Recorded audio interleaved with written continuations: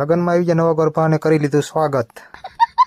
સવારમાં વરરાજાનો ફોન આવ્યો એટલે હું ઉપણી લઈને ઉપડી ગયો તેમના ઘરે।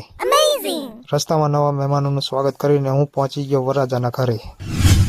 પછી વરરાજાને તૈયાર કરીને હું બેસી ગયો વટાણા ફોલવા માટે, કારણ કે ખાવું હોય તો કામ તો કરવું જ પડે। પડખે વડીલે અને પદભાઈએ મરચાની બાકાચીકી બોલાવી દીધી। ત્યાં જ એન્ટ્રી થઈ ગઈ રસોઈના બાહુબલીની। પછી મારા અને ધવલાના હાથમાં આવી ગયો આદુ, એટલે આદુનો રસ કાઢી નાખ્યો મેં।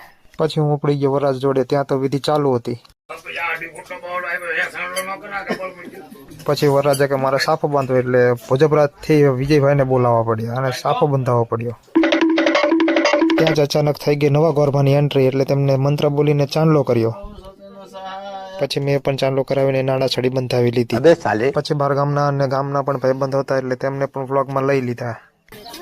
આ તેજભા જેમનું યુટ્યુબમાં નામ છે, આ સુનિલભાઈ એમેઝોનમાં જોબ કરી રહ્યા છે, આ આર્મી ફૌજી, આ ધવલભાઈ ખેડૂત પુત્ર, આ મુનાભાઈ, આ આશુભાઈ, આ બાલભાઈ બાવળામાં ગમે આ જમણવારો હોય આ પેલા હોય, આ પદુભા, પીકે જાદવ તેજસભાઈ સાથે મુલાકાતે આવેલા છે। પછી બધાને જમાડીને હું અને મારા મિત્રો સાથે બેસી ગયો જમવા માટે।